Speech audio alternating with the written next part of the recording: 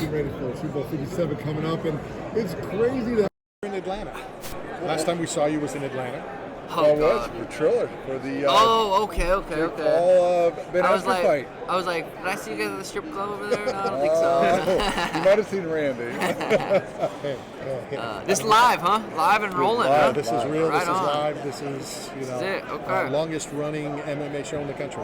Wow. So well, congrats. We That's started. sweet. UFC UFC 1, UFC 11 was No, the first wow. one I intended to shit. cover. Wow. So and he said stuff. Yeah. He said, "Oh, We're stuff." FCC regulated. So Wow. so Sugar Sean O'Malley is here, and man, what a amazing presence you have. Oh, thank you. In and outside of the sport, your swag. In fact, going back to Atlanta, I remember when you took over the DJ booth on the second floor damn. with the Deja Vu Uptown Funk. And Oh, yeah. I gotta say, with or without fighting, man, you are a superstar just because of like the swag that you have and the energy you have. Yeah, I appreciate that. Yeah, that was that Triller event. Yeah, taking over the DJ booth. The DJ left, and there were a bunch of people standing around. I'm like, let's fucking get groovy a bit. So yeah, that was fun. But I appreciate it. Yeah, thank you. Talk about that. You know, talk about it. It's yourself. You know, it's not a gimmick. You know, a lot of times people do this gimmick, and then you run across them, and that's not who they are. This is you. Yeah, I appreciate that too. I try to be me. Also, you have to do extra stuff. You want to be seen in this sport. You can't just be a good fighter. Eventually you can, or like the Kamaru Usman route. You just keep winning. It takes you that long, 11, 12 fights in a row to become popular, known. So for me, getting into the UFC, I wanted to be different. I wanted to stand out while being myself and not trying to be a character that I can't be all the time. So I found a nice balance from being myself and also being, extra entertaining. A friend of mine, Marcus Jones, was a #1 draft pick of the Tampa Bay Buccaneers. Went on to go on The Ultimate Fighter. This was his next dream. It didn't last too long because he realized he was a football player. But I asked him about football, and he goes, I don't even like football. I'm just good at it. So I want to ask you that. I mean, you're good at what you do. Do you like it, or you're just really good at it? I mean, it depends. There's days that you're just like, man, it's a grind for, I've been training for 10 years, and I believe I still have about 10 more years of training, so it's a grind. There's days you're just like, do I even really want to do this? But, I think that's what separates the good from the great, and you just get up and you go to work and you do it. So, yeah, there's days where I'm like, I'm just good at fighting. This is what I'm doing now. And then there's also days where I just really enjoy it. So I think it's a balance and not overthinking it and just get to the gym, get to work. What was the TV show you brought up? The one that Dwight Howard and those guys are in. Oh, yes, Ultimate Survival. It's like put on by these 4 SEALs, and I don't know if you've seen it, Dwight Howard and Mike Piazza, and we kind of talked about that there's no combat fighters, there's no MMA fighters. This whole thing is a military-based thing. Oh, I think I seen like a trailer for it or something where they do Navy SEAL stuff. Yeah. If it's with water, it would be very difficult for me to do. And there has been some water things. Yeah, I've seen it. And kind of what we talked about in the military, it's all about breaking you down. Yeah. Breaking you down and bringing you back up. But in MMA, you really don't get broke down because that's. I mean, you do in the gym, but I'm saying you don't let people know that. Like if you were in a competition with other people, I would think combat fighters, MMA fighters would have that above a basketball player. Who's not used to what you guys go through in the gym. Yeah, it's probably per person. Like someone like Kobe.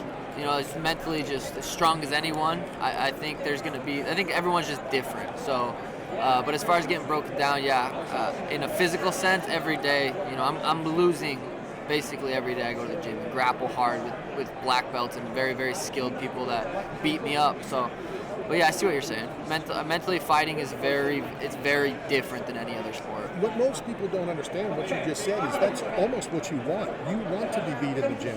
There's a lot of fighters, they want to be the best fighter there. Yeah. They can't handle being beat in the gym, but that makes you better when you fight on Saturday and not there. 100%. It's definitely an ego thing too. Like I'm ranked #1 in the world now. So for me to go to the gym and lose to guys, I'm like, you just have to get over that hurdle, and it's just part of the game. And it doesn't matter if you're losing in the gym. It matters Saturday night in the octagon when the lights are on, the cage door's shut, performing in that moment. And that's where I believe I'm the best in the world at. So years ago, I became a professional bodybuilder eating pizza.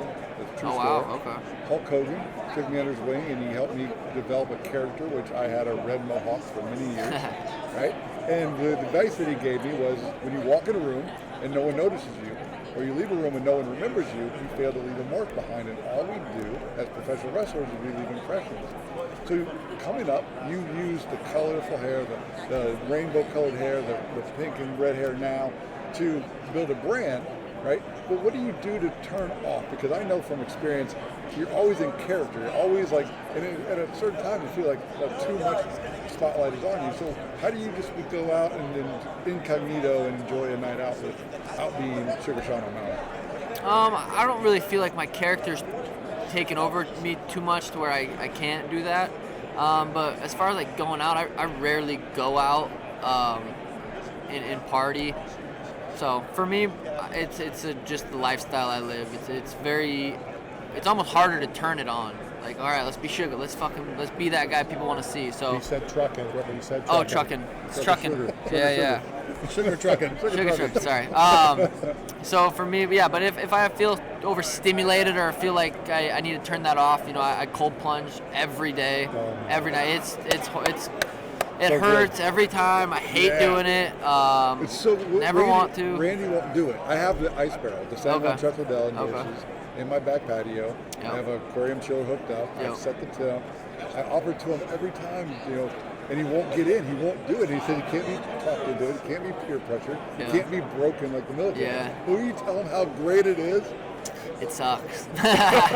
No, I mean, like last night, mine's at 40 degrees, and I showered up, got clean, and I always shower before I get in it, so I can get in it before bed. Got in it for a minute last night, and it's, the physical benefits are obviously helps with inflammation, blood flow, all that. But the mental benefit of just getting in, knowing I didn't want to, is kind of where I find the most benefit from it. But I've been cold plunging for about 5 years, like pretty religiously. Have you added the sauna, cold plunge back and forth for the human growth hormone benefit? Yep, I have a sauna, a barrel sauna. I have a hot tub, cold plunge, red light therapy. Try to stay on top of as much recovery stuff as I can. What fights that are coming up are you looking forward to? Yeah, that's a great question. The UFC obviously announced a ton of huge fight. Gilbert versus Jorge is a big one in Miami. That's sweet. Alex versus Izzy rematch. Huge fan of Izzy. It'd be incredible to see him go and beat Alex. But I also really like Alex. Connor versus Chandler. I mean, that's a little further out, but that gets me excited. That gets me very excited. John Jones coming back versus Cyril Gahn, who's just an absolute athlete. He's just massive and can move around like a little guy. That's a sweet fight I'm looking forward to. Obviously Islam versus Volkanovski this weekend. That's a massive fight. Josh Emmett, Yair Rodriguez, co-main event. Interesting fights. Hopefully Henry and Aljo fight sooner than later because I'll get the winner of that. So kind of just waiting for those guys. But a lot of big fights coming up. We only have another couple minutes, but talk about just the professionalism, of you guys, whether it's the same weight class, whether it's a different weight class. This is your job, and they come fight, the fight's over, then all that stuff most of the time is squashed. Yeah, I really don't have any personal beefs with anybody in the UFC. You can sell a fight or whatever, or you can just be confident. Say, hey, I'm fighting Henry next. I'm gonna go out there and knock this dude out. It's not personal. It's not like I hate him or anything. So some people get it personal, like Conor versus Khabib. It got very personal, got very dark, and some people it was hard for them to watch with. But for me, at least as of now, I mean, even with Cheeto, that rematch is going to be massive. But it's not like I hate the guy. It's not like I don't like him. Yeah. Final question. As kids, we're all growing up. We have trading cards. It's the baseball card, it's the football card. Panini now has the contract with the UFC. What's that like? Getting a trading card. The first time you saw your card, what was that like? Yeah, that was really cool. I think it was probably my rookie card, the Terrion Ware card, the first time I fought in UFC. And it was really cool. Now I've had so many and I've signed so many cards. It's almost more normal now, but it's still pretty sweet to be able to see myself on those cards. When do you think you will get back in the octagon?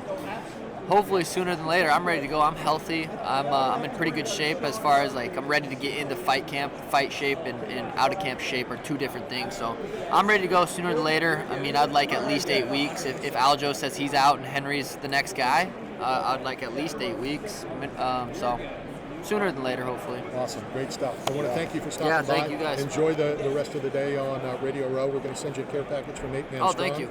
as well as a case of salsa from Blue Smoke Salsa for Ooh, coming on. okay, hell Appreciate yeah. the time. Let's go hit the top of the hour break, Boom. and then we'll come down and close out hour number 2. Dude, great, Yeah, great thank you job, guys. buddy. Thank you Appreciate guys. You have some photos on the website if you don't Do mind? it. Well, we know your name, just the address and your t-shirt. And and your shirt size, and if you I'll want, put my name just in case you guys don't forget. Okay. All right. Yeah. that's fine.